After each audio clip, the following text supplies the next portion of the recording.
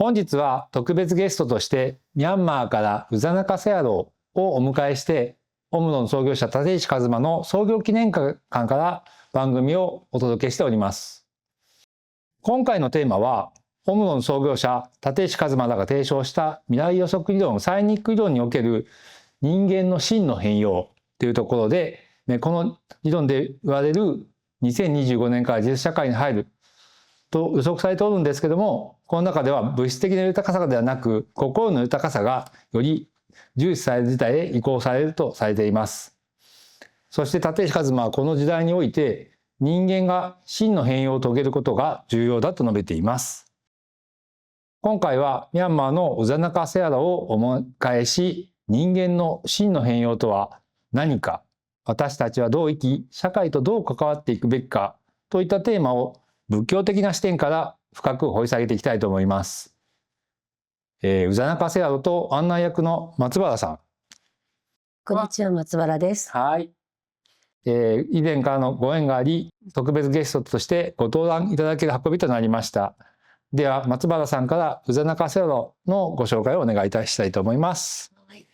それでは、私の方から簡単に宇佐中セアラのご紹介をさせていただきます。宇佐中セアラにおいてはミャンマーヤンゴー在住の高僧で、若くして仏門に入られ、長年にわたり厳しい修行と深い学びを重ねてこられました。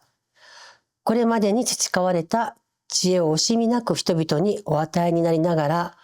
生涯を奉仕に捧げておられる、尊い存在のお坊様です。また仏教経典や瞑想の実践を学ぶ教育機関においては、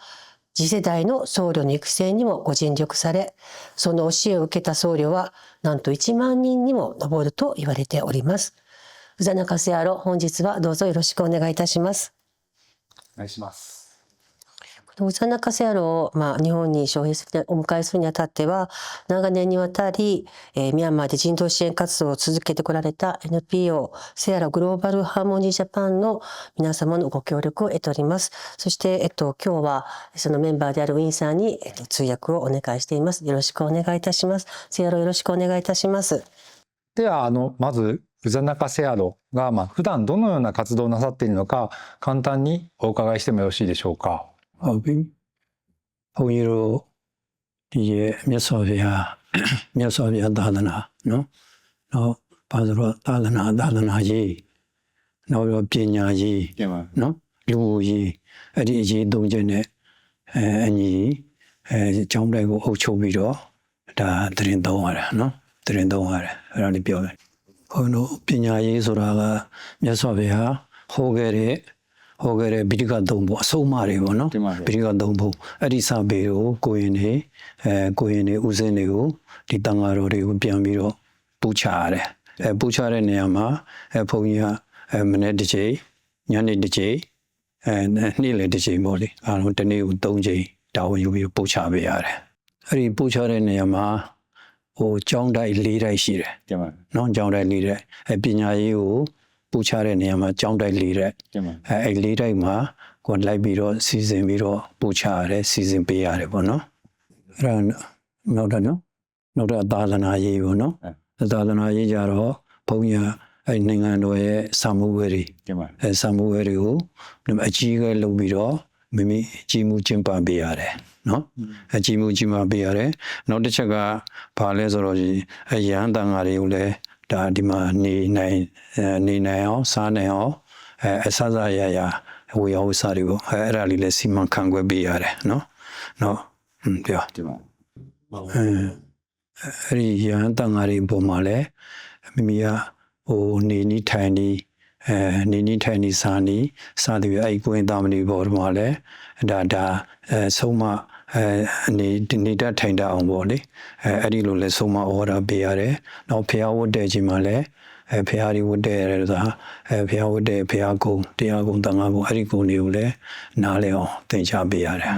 ちょっとだけ補足すると、日本のお坊様との違いはもう全部、家族を持たなかったり、戒律がそうですね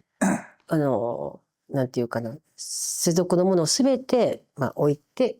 仏門に入られるので、そのあたりはもう全く違うのかな。親になっちゃいます。人を教えるっていうところに対してもとても興味があるんですけども、じゃあどのような教え説法、具体的にどんなことを教えたりするんですかね。အဲ့ဒီရဲ့ဖះဟောတရားဖះရဲ့အဆုံးအမတရားတော်တွေသူတို့သိရှိနားလည်ပြီးတော့လိုက်နာကျင့်ကြံနေအောင်လိုက်နာကျင့်ကြံမယ်ဥမာလိုက်နာကျင့်ကြံနိုင်မယ်เนาะကိုကိုဒီလိုပစ္စည်းလေးပါပဲထောက်ပံ့တဲ့ပုံကိုယ်တွေကိုလည်းကိုကလမ်းမှန်ရောက်အောင်ဒါကုသိုလ်တွေရအောင်လည်းပြောဟောနိုင်အောင်အဲ့ဒီအချက်တွေနဲ့ဖြစ်နိုင်အောင်ဆိုပြီးတော့ပူချတာနောက်ပြီးတော့လေကိုယ်တိုင်လည်းတရားကျင့်ကြံနိုင်အောင်ကျင့်ကြံကြိုးなるほど。だから修行して、自己の内面を見ながら、見ながらそれがしっかりした頃にはそれこそその相手さんと来られたその社会とか聞きに来られた方たちに対してのお経っていうものができるように。いかにこういい話をするかではなくて、自分がいかに、ね、ちゃんと律せられてるかっていうところですよね。そういうことで自分はまず自立して、だからまさに自立社会で律するっていうところをお坊さん自らされているってことですよね。本日のキーワードの一つ、自立社会がね、はい、出てきましたね。ありがとうございます。はい。それではここからもうちょっと、具体的なお話をしていきたいかなと思います。で先ほどから画面に映っておりますこの、言葉、立石一馬の言葉になりまして、ここについてちょっとお話をお聞きしたいなと思っております。でちょっと読ませていただきます。最もよく人を幸福にする人が最もよく幸福になる。で、ミャンマーのお坊さんは、地域社会において教育や慈善活動を行われると聞いております。で、学校を運営したり貧しい人々を支援したりすると聞いておりまして、これらの言葉はミャンマーのお坊さんの活動にもつながるんじゃないかなと思っていて、そこら辺についてお聞きしたいなと思っております。実際これはお坊さんは幸せになろうと思って活動しているわけではないんですよね。ပြောချင်လို့မဟုတ်ဘုရားဟောတဲ့ဥစ္စာတွေဒါခုနလိုတပ်ပညမြတ်စွာဘုရားဟောတဲ့တရားတွေကိုသိနာလဲပြီးတော့သူတို့ကိန်းဝတ်ပြီးတော့သူတို့ဘာလို့ကျင့်ကြံကြိုးကိုအားထုတ်နိုင်အောင်ပေါ့ပြောစရာတော့မဟုတ်အဲ့လိုသိအောင်その時の、なんだモチベーション動機とは何なんですかね。အဲ့ဒါကတင်ညာပူချဆိုတော့သူတို့တမ်းမြောက်စေခြင်းနဲ့နောက်ပြီးတော့သူတို့ရဲ့စိတ်ထားတွေ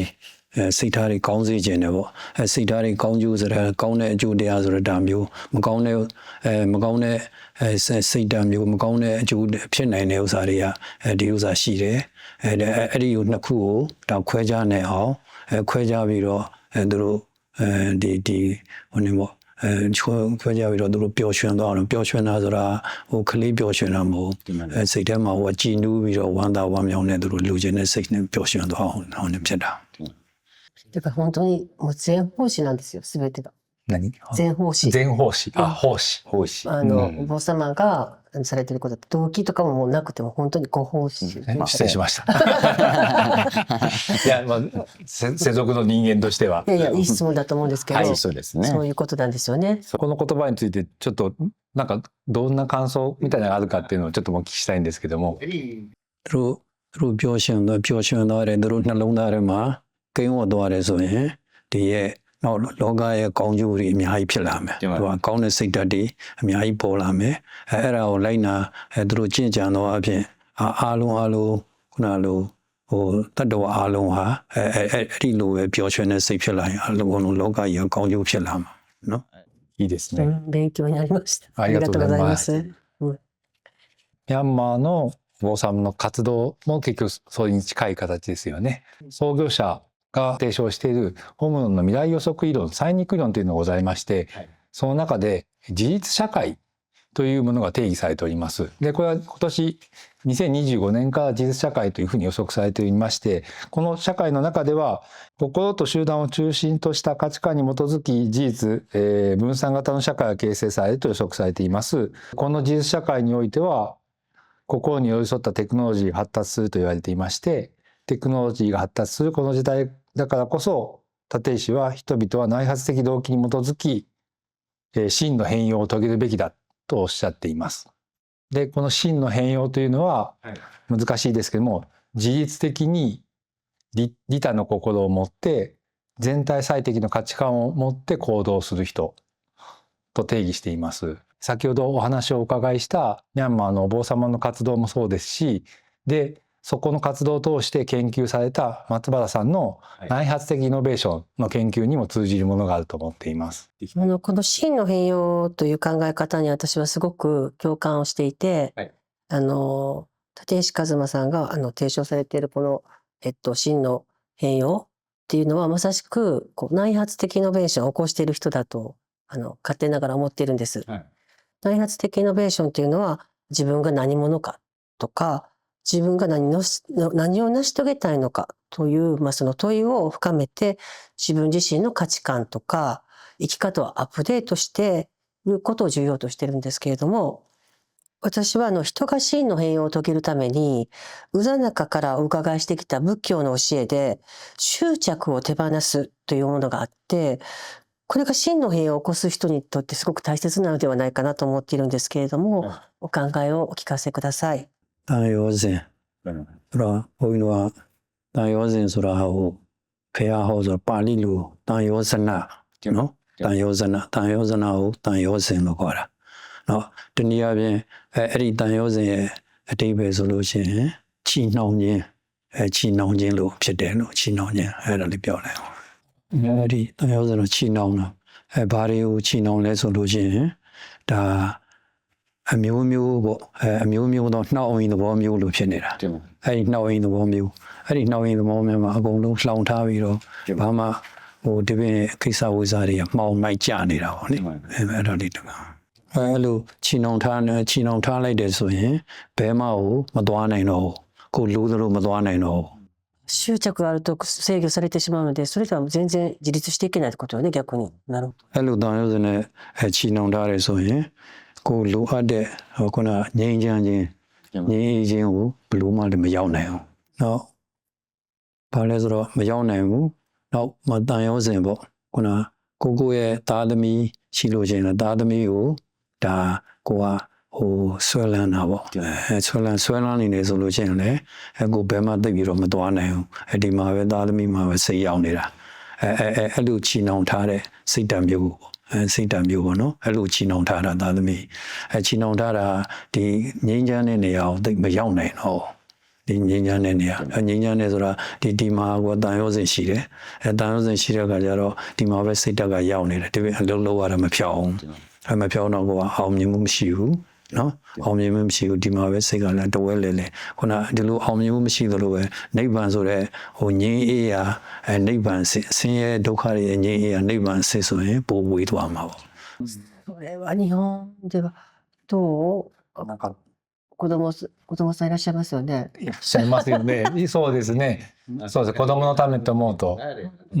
なんか結構日本では子供のために親が一生懸命尽くすっていうのは結構美学的にどっかあるよね根底に。ね、だけどミャンマーのその教えの中では親もちゃんと親として子供にばっかりいかないってことね。親は親でちゃんと自分を生きておくって必要があるってことをおっしゃってるんですよね。なるほどなるほど。なんか相互依存するみたいになっちゃうんだね。なりやすいですよね。子供のためってやるとね。なると自分も失ってしまう、見失ってしまうという。確かに。多律になってるんだろうね。そういう執着。執着。そうか、それは執着だね。これも執着ね。なるほど。ဟိုနေ့လည်းပါမယ်တို့လည်းကာမရာဂတန်ရောစဉ်ကာမရာဂရတဲ့ဆိုတော့ဒီကာမဂုဏ်တွေပေါ့နော်ကာမဂုဏ်တွေကိုနှစ်သက်တဲ့အာယုံပေါ့နှစ်သက်တဲ့အာယုံကလည်းဒီကျိုးနဲ့ချီထားသလိုပဲဥမာဒီရဲ့ယူပါယုံပေါ့လေချစ်တဲ့သူကိုကြည့်ပြီးတော့သူ့ကိုဆွဲလန်းနေစိတ်ကဒီမှာပဲရောက်နေတာဒီပြင်ဥစ္စာတွေဘာမှမလုပ်နိုင်တရားဆိုတဲ့မှန်ကန်တဲ့ဒါဟိုချင်းနာချင်းသိချင်းဖြစ်တာတွေကိုဘလို့မှမမြင်နိုင်အောင်ဒီမှာဆွဲလန်းအောင်ဒီမှာပဲဆွဲလန်းအောင်ခြိတိုင်းနဲ့ဟိုနဲ့တိုင်းမှာခြိထားသလိုဒီကိုပဲစိတ်ရောက်ဆိုတော့ကောင်းမြတ်တဲ့တရားတွေကိုဘာမှမြင်အောင်မကြည့်နိုင်ဘူးအကျိုးဖြစ်နိုင်တဲ့ဥစ္စာလည်းအကျိုးကောင်းတဲ့အကျိုးတွေကိုလည်းကိုကခုနလိုတရားတကာကြီးလို့ဟုံတော့တွေမထည့်နိုင်ဘူးနော်တန်ရောစဉ်ဖြောက်ဖို့တန် ကြံသေးတယ်ပေါ့ဗျာ တန်ရုံးစင်ဖြတ်ဖို့ဝင်မှာတန်ရုံးစင်ဖြတ်မှာငြိမ်းအေးတဲ့နေရာကြောင့် 繰り返すでどういうことなんですか？အဲ့လိုပြန်ဟိုမှာမစွမ်းလန်းဘူးပေါ့ တင်ပါ မစွမ်းလန်းအောင်ခုနလိုမြင်တယ်လို့မှားမှာတရားလို့ပေါ့နည်းနည်းတော့ခက်တယ်ပေါ့လေမြင်တယ်မှတ်ပြီးတော့အဲ့ဒီပေါ်မှာစိတ်ကဒီယောဂလည်းမြင်လဲစိတ်စိတ်ကလည်းသိတယ်သိပြီးတော့ပျက်စီးသွားတယ်အဲ့ဒါမျိုးကိုတတိပဋ္ဌာန်ခေါ်တာပေါ့တတိကိုအမြဲတမ်းထားပြီးတော့အဲ့လိုမှတ်နေလို့ရှိရင်အဲ့ဒီတန်ရုံးစင်ကိုလည်းဟိုသူ့ရဲ့ဥစားကိုယ့်ရဲ့တဘာဝလိုပဲဥမာသားသမီးဆိုရင်လည်းကိုယ်တန်ရုံးစင်သိဆွဲလန်းတော့ငါသားငါသမီးဆိုပြီးတော့နော်မဆွဲလန်းအဲ့လိုမှမဟုတ်ဘဲနဲ့ငါမရှိမဖြစ်ဘူးငါသားပဲငါသမီးပဲတို့ရင်ဟိုနှစ်ဖြစ်သွားဆိုတော့ကိုယ့်ရဲ့ဝိတရားတွေကိုတော့အကုန်လုံးလုပ်ပြရမယ်သားသမီးဒါပေမဲ့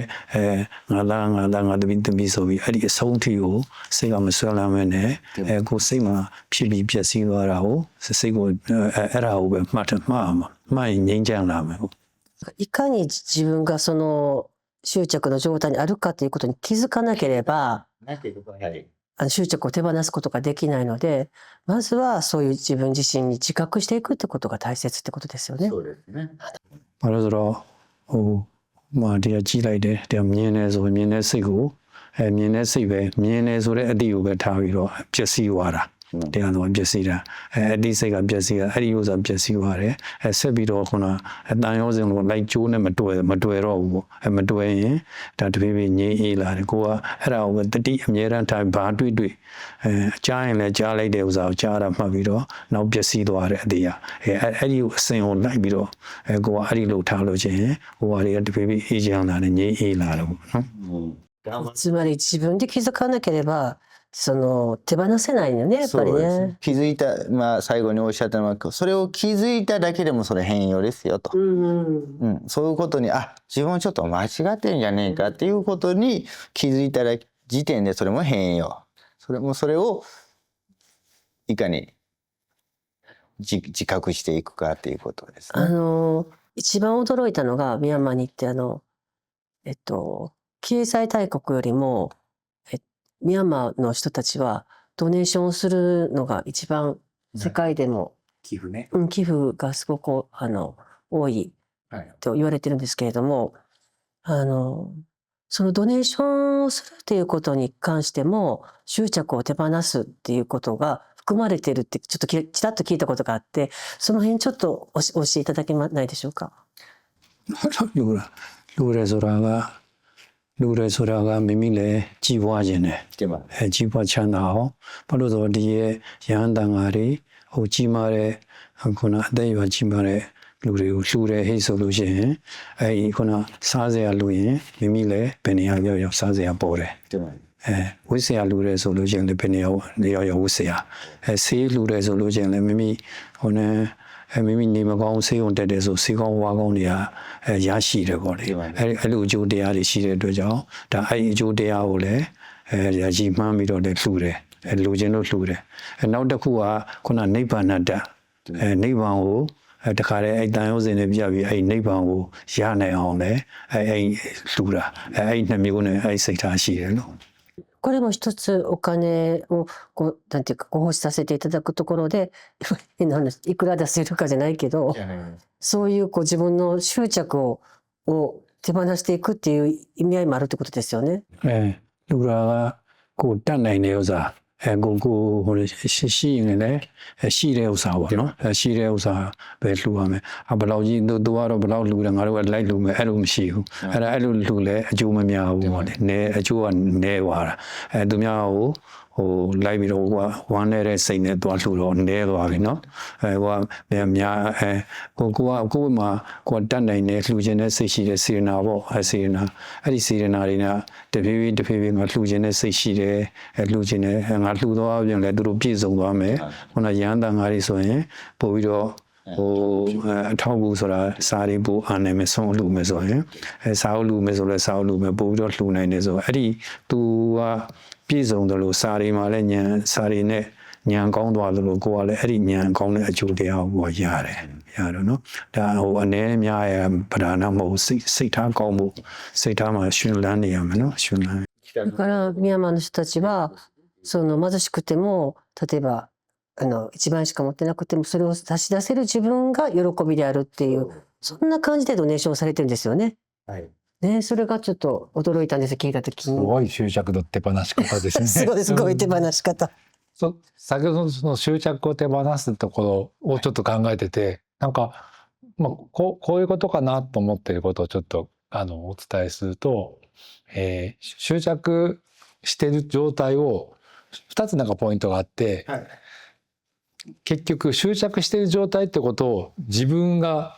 上から見てるんですよね。はい、っていう状態だから自分を上から見えるかっていうことと、これはいい執着なのか悪い執着ないのかっていうなんかガイド的なものがちゃんとある。この2つがあるとガイドがあることと自分をこう横から見てるっていうこの2つがあることで執着に気づけるんじゃないかなと思ったんですけども、そういう理解で合ってますか？ဒါဟုတ်စဉ်ပြောတာဆိုအဲ့မှာတွက်ကပ်ပြီးတော့နေတဲ့ဥစ္စာမျိုးတန်ရောစင်ခေါ်တာပေါ့ခုနကြိုးနဲ့ခြိထားလို့အဲ့ဒီမှာကိုမှာတော့ငါဝတ္တရားအရလုပ်ပေးရမယ်အဲ့ဒါရှိတယ်လေဝတ္တရားရရတယ်ဆိုရင်ဒါပေမဲ့ဒါတွေကအဲ့လိုဖြစ်ပြီးရင်ပျက်စီးသွားတာပဲအဲ့ဒီပေါ့ဖြစ်ပြီးပျက်စီးသွားတာပဲမြင်လည်းပျက်စီးသွားတာပဲအဲ့ဒီပျက်စီးသွားတာပဲဆိုတော့ဟိုပုံမှာတိတ်မတွေ့တော့ဘူးမတွေ့တဲ့ဥစ္စာကိုအဲ့ဒါတဖြည်းဖြည်းတန်ရောစင်ကပုံမှန်ပေါ့ပုံမှန်ဖြစ်ပြီးတော့အရန်မဆွဲထားရင်တန်ရောစင်မများဘူးတန်ရောစင်များရင်ဒီပြင်ဥစ္စာတွေကပါဝိုင်းပြီးတော့အာဟုသူဖြစ်လာမှာပေါ့နော်အဲ့ဒါကြောင့်မလို့အဲ့လိုမများပဲနဲ့ကိုယ်ဝတ္တရားအရာကိုသားသမီးဆိုလည်းကိုပြုလုပ်ပြီးမှအဲ့ဒါကိုမဆိုလို့ဝတ္တရားပြုလုပ်ပြီးအဲ့ဒီကိုကအဲ့ဒီတတိပဋ္ဌာန်တတိနဲ့သားသမီးဆိုတော့သားသမီးအတိလေးသိပြီးရင်ကိုကဖြောက်ပြလိုက်နောက်တကထပ်ပြလို့ချင်းလည်းဖြောက်ပြလိုက်ကိုဝတ္တရားရတာလို့ဆိုအဲ့ဒါတန်ရုံးစဉ်ဟာတန်ရုံးစဉ်သူ့အဲ့လိုမခေါ်တော့တန်ရုံးစဉ်ဟိုနဲ့တဖြည်းဖြည်းဒီမှာတော့ပြတ်လာပြီပေါ့လေပြတ်လာတာသူအဲ့ဒါကိုသိပြီးတော့အာယုံမထားဘူး။နောက်မလို့ချင်းဘာလို့ထားလဲဆိုတော့ထားတဲ့ခါကျတော့မတီးဆုံးတဲ့ခါကျတော့ဘဝတခုပဲနေရဆိုတေးတာဆိုတော့ဘယ်သူမှအချိန်ပေးထားတာမရှိဘူး။တေးသွားပြီးတော့အဲ့ဒီမှာသွားဆွဲလန်းမှာဆိုသွားဆွဲလန်းနေဆိုရင်ခုနလိုမကောင်းတဲ့ဘုံငရဲတို့ဘာလို့ဒီလိုရောက်သွားမှာ။အဲ့တန်ရုံးစင်နဲ့ရောက်သွားတာတန်ရုံးစင်ဆိုတော့အကုသိုလ်ပဲだからもう一つはその客観的に意識とらわれずに見ることとちゃんと判断できる自分であることでしょ。はい、でもう一個の質問をさせていただきたいんですけども一つ質問をさせていただきたいんですが、自立社会では自分で考えて自分で判断して動くこと自立、はいつまり人々が自律的に生きることが大切だと立石さんおっしゃってるんですけれども仏教の教えでいう自立っていうのをちょっと少しお伺いしたいなと思って。あらやんကောင်းတယ်ဆိုတော့ရန်ကောင်းတယ်ရန်ကောင်းပါလေအဲ့ဒီမိကုန်းဘာလို့ဆိုတော့ကိုမြတ်စွာဘုရားကလည်းဒါဘလူးမ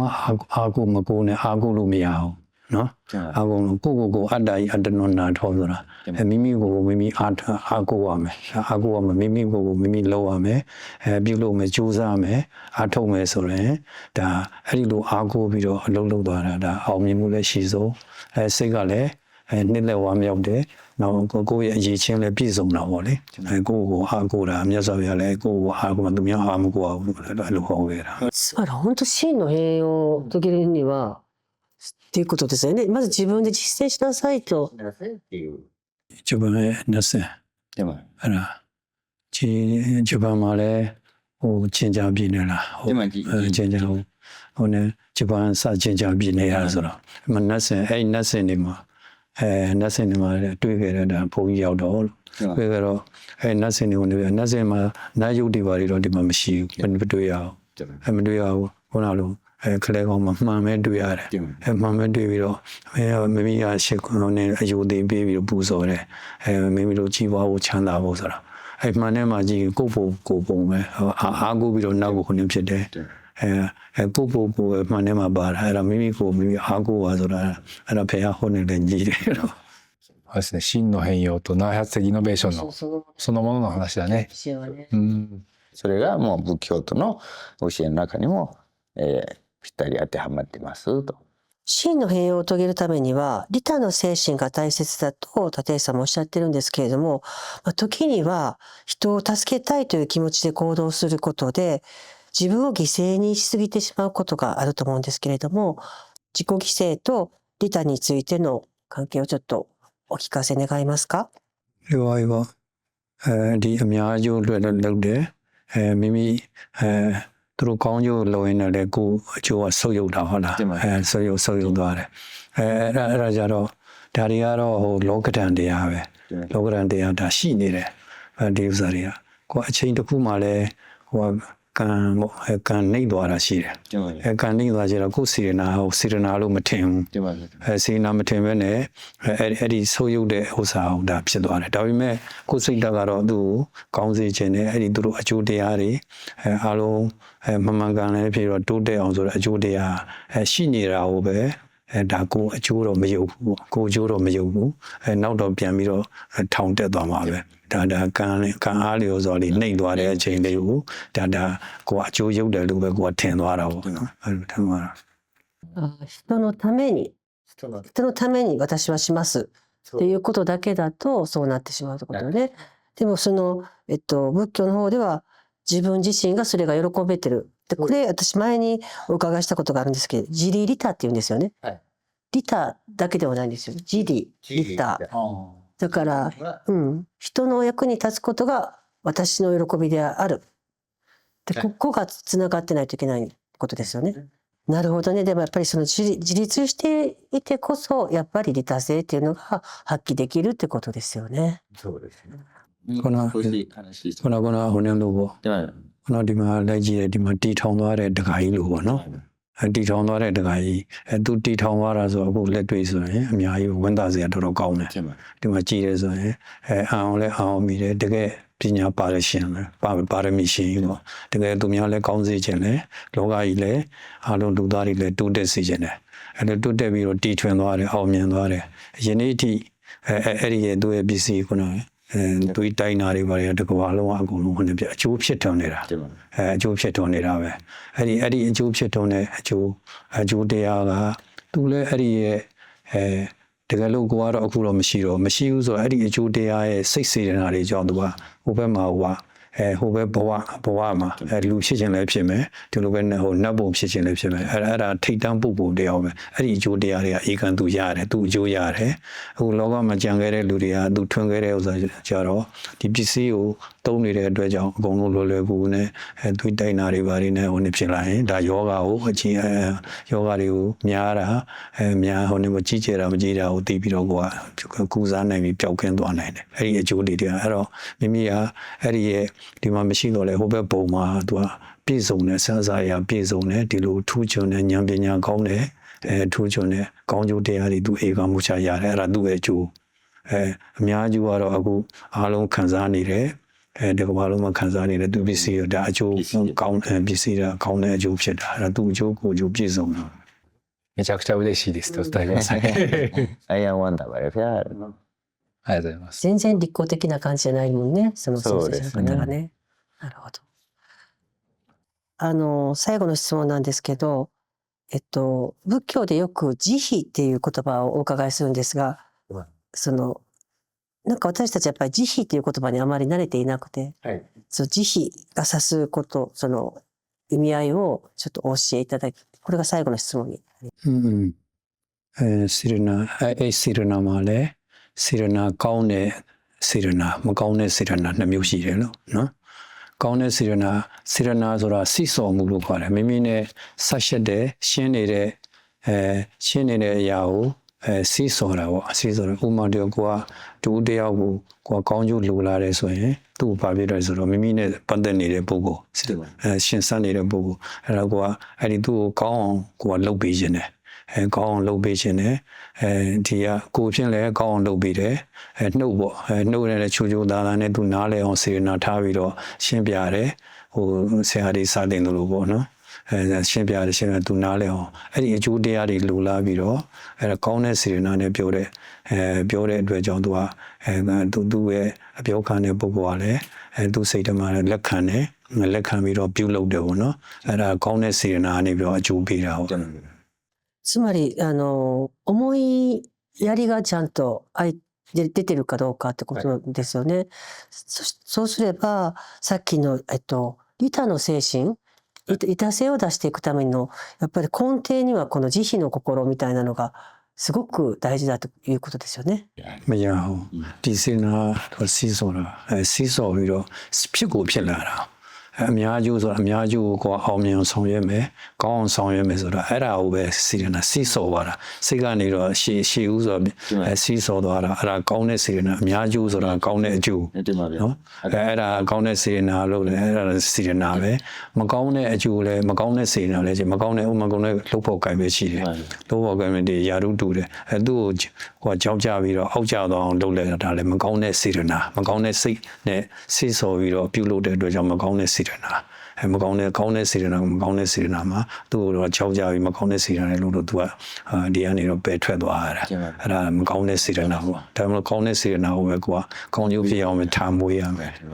損得感情のないちゃんと心で慈悲で行いをしてるかどうか、そうです。そこに損得感情が入ったらそれは慈悲じゃない。いやないなるほどね。やっぱ慈悲と利他とはすごく密接に関係してるよね。難しいね。なんか執着を手放すも含めてなんだろう。もう本当私欲がない形なんですよね。私の欲がない形。私利私欲のない形。ခုနစီးစောတိုက်တွန်းနေတာစီးစောတိုက်တွန်းနေတာကိုအဲ့ဒါစီရနာကိုအဲ့ဒါဖြစ်သွားကောင်းတယ်ကောင်းစီးစောရဲဆိုရင်ကောင်းတဲ့အကျိုးဖြစ်တော့တယ်မကောင်းကြာဆုံးသွားအောင်ကိုယ်ကပြောရဲဆိုမကောင်းတဲ့စိတ်တွေတိုက်တွန်းနေတာအဲ့ဒါကိုပဲစီရနာခေါ်တာတိုက်တွန်းတဲ့စီရနာ それが大事ですよね。じゃあ最後に宇佐中セアロから番組をご覧の皆様、メッセージをお願いいたします。まずကတော့လူတွေအားလုံးလိုက်နာမဲ့တရားရှိရတယ်။ဘာလဲဆိုတော့အဲ့လိုက်နာမဲ့တရားကတော့ခုနလိုမေတ္တာကရုဏာမုဒိတာဥပေက္ခပေါ့နော်။အဲ့တရားပြမေစိုးတရား၄ပါးကိုမိမိတို့ကင်ပြီးတော့ပြောမယ်ဆိုမယ်ဆိုလို့ချင်းမအောင်မြင်တာလည်းမရှိဘူး။မအောင်မြင်တာလည်းမရှိဘူး။အကုန်လုံးအောင်လည်းအောင်မြင်မယ်။ခုနမေတ္တာဆိုတဲ့နေရာမှာဒါကိုဖြင့်ပြုတဲ့ဥစ္စာကိုလည်းမေတ္တာပဲကောင်းကျိုးတွေဖြစ်တဲ့ချစ်ချင်းမေတ္တာပေါ့ချစ်ချင်းမေတ္တာပဲအဲ့တော့အဲ့ဒီချစ်ချင်းမေတ္တာသူ့ကောင်းကျိုးတွေဖြစ်ရန်ဖြစ်ခြင်းနဲ့ကောင်းစေခြင်းနဲ့ဆိုတာအဲ့ဒါကိုကအဲ့ဒီမေတ္တာနဲ့အဲ့ဒီချစ်ချင်းနဲ့ချစ်ချင်းရှိရမယ်မိမမှာအဲ့ဒီမေတ္တာတရားတွေနဲ့ရှိရမယ်ပွားများထားရမယ်နောက်တစ်ခါကရုဏာဆိုတာတနာတာတနာခြင်းပဲဘာလို့တနာရဲဆိုတော့သူကမိမိတဲ့အောက်ဆင်းရဲတယ်ဆင်းရဲတယ်နှုံချရဲဆိုရင်မိမိကသူ့တနာတယ်ချီးမြှောက်ခြင်းတယ်ပါစင်အဲ့ဒီစိတ်တို့ကရုဏာလို့ခေါ်တယ်အဲ့ဒီကရုဏာတရားလည်းမိမိတို့ကိန်းဝတ်နေရမယ်ကိန်းဝတ်ရမယ်နောက်မုဒိတာဝမ်းမြောက်တာဝမ်းမြောက်တယ်ဘာပဲဖြစ်ဖြစ်ဝမ်းမြောက်တယ်ဆိုတာကိုယ်တဲ့သားတဲ့လူကိုယ်တဲ့ပြေးွားတဲ့လူအတွင်းလဲကိုကသူ့ကိုဝမ်းမြောက်တယ်ဝမ်းသာဟုတ်တယ်သူတို့အရန်ကောင်းတာပဲသူကြီးွားပါစေချမ်းသာပါစေဆိုပြီးတော့ဝမ်းမြောက်နေကိုကမေတ္တာတရားထားမယ်ပေါ့နော်မေတ္တာထားအဲ့ဒါဝမ်းမြောက်တာကိုလည်းပြည့်စုံတဲ့လူတာတဲ့လူတွေရင်လည်းကိုကညူဆိုတာမရှိဘူးဝမ်းမြောက်ဝမ်းသာနေဖြစ်တယ်ဝမ်းမြောက်ဝမ်းသာဖြစ်တယ်အဲ့ဒီတရားတွေထားနိုင်လို့ရှိရင်အဲ့ဒီတရားကိုလက်ကင်ထားပြီးတော့မိချင်းသုံးမယ်ဆိုရင်မအောင်မြင်လည်းမရှိဘူးအကုန်လုံးအောင်မြင်တယ်အဲ့တော့ပြည့်စုံပြီးတော့အဲ့တရားကိုဒါမိမိစိတ်လက်ကိုချမ်းသာမယ်ဆိုတာအဲ့ဒါလေးကိုမှားကြားခြင်းတယ်လို့ありがとうございます。もうあれですよね。利他の前に慈悲っていうところで慈悲の文化多分組織文化になると思うんですけども会社の文化として浸透させていってはどうだっていうとてもいいお話だったと思います。ありがとうございます。もうまさしく真の平和の話がいっぱい聞きました。ありがとうございます。本日は宇佐中セアロを立石創業記念館にお呼びして、サイニック理論でいうところの真の変容松原が提唱している、開発的イノベーションそこのフォーカスに当てていろんなお話を聞かせいただきました。本当にありがとうございました。ありがとうございます。ありがとうございました。ありがとうございました。ありがとうございました。ဘုံကြီးကလည်းဒီအတွေ့အကြုံတွေလည်းရတဲ့အတွက်ကြောင့်ဘုံကြီးကလည်းဝမ်းသာအားရပြီးတော့ပို့ပြီးတော့ကြီးပွားချမ်းသာကြပါစေနော်。ありがとうございました。聞いてもらえます。